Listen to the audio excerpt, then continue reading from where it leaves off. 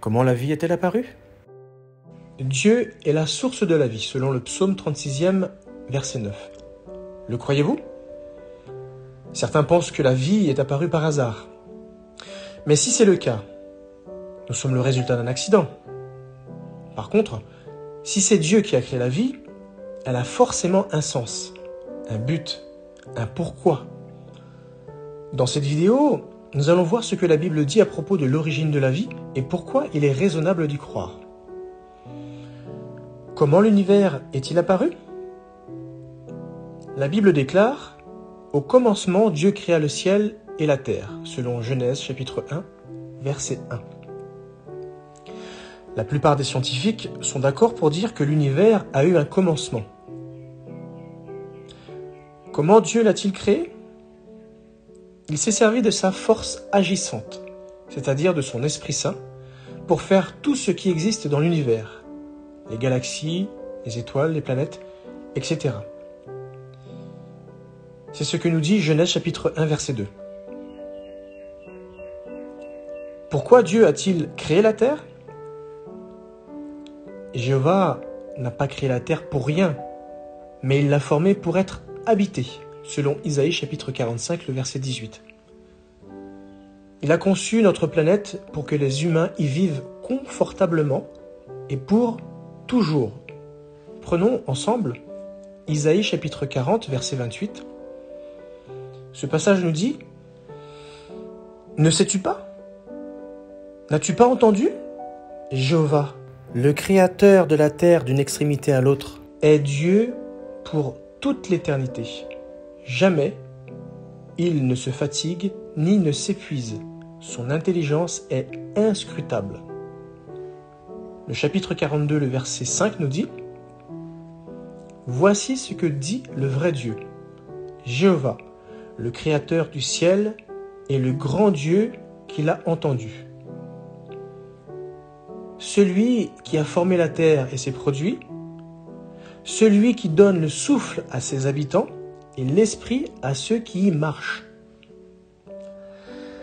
La science révèle que la Terre est unique. C'est la seule planète qui remplit toutes les conditions indispensables à la vie humaine. Qu'est-ce qui rend les humains différents des animaux? Après avoir fait la terre, Jéhovah l'a remplie de plantes et d'animaux. Ensuite, il s'est mis à créer l'être humain à son image. C'est ce que nous lisons en Genèse chapitre 1, verset 27. Pourquoi l'être humain est-il unique? C'est parce qu'il est fait à l'image de Dieu. C'est-à-dire qu'il peut refléter ses qualités, comme l'amour et la justice. Ce verset ne nous dit pas que nous sommes comme Dieu ou l'équivalent de Dieu. Non, mais fait à son image. Dieu nous a créés aussi avec la capacité d'apprendre des langues et d'apprécier l'art et la musique. Et à la différence des animaux, nous pouvons adorer notre Créateur. Les animaux, eux, ne le peuvent pas. Approfondissons un petit peu cette question. Examinons des preuves que la vie a été créée et qu'on peut croire que le récit biblique de la création est une véracité. Découvrons aussi ce que les qualités de l'être humain nous apprennent sur Dieu. La vie a été créée. Quand un humain produit un objet qui imite ce qu'on observe dans la nature, on lui attribue souvent tout le mérite. Mais à qui revient le mérite de la conception de l'original? Selon toi, quelles inventions humaines sont des copies de ce qu'on trouve dans la nature? Une maison est forcément conçue et construite par quelqu'un. Mais qui a conçu et construit ce qu'on trouve dans la nature? Lisons ensemble Hébreux chapitre 3, verset 4. Ce passage nous dit, en effet, toute maison est construite par quelqu'un, et celui qui a construit toute chose, c'est Dieu. Que trouves-tu d'impressionnant dans la nature qui a été copié par l'homme? Selon toi, est-il raisonnable de croire que l'univers et tout ce qu'il contient a été conçu par quelqu'un? Et pourquoi? On peut croire le récit biblique de la création. En Genèse, dans le chapitre 1, la Bible décrit l'origine de la terre et de la vie. Peut-on croire ce récit? Ou est-ce simplement une légende? Est-ce que la Bible enseigne que la terre et la vie ont été créées en 6 jours de 24 heures? Le mot jour en hébreu signifie période de temps. La Bible ne précise en aucune manière la durée de ces jours. Penses-tu que le récit biblique de la création est logique et qu'on peut y croire? Et pourquoi? Les scientifiques disent que l'univers a eu un commencement. Leurs conclusions s'accordent-elles avec ce que l'on vient de lire dans les différents versets qui ont été cités? Certains se demandent si Dieu a utilisé l'évolution pour créer la vie.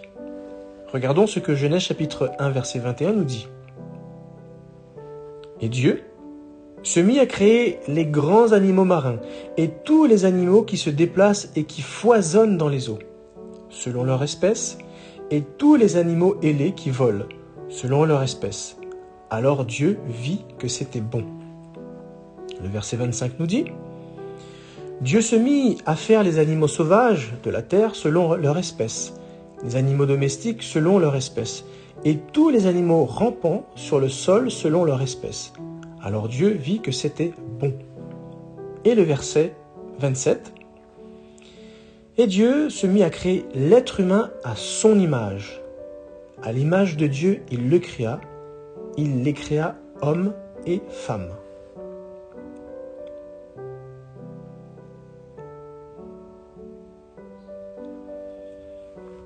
La Bible enseigne-t-elle que Dieu a créé une forme de vie simple, puis qu'il l'a laissé évoluer en poisson, en mammifère et en humain? Ou enseigne-t-elle que Dieu a créé toutes les principales espèces vivantes? Au vu des versets qui ont été cités, je pense que tu peux répondre toi-même à ces 2 questions.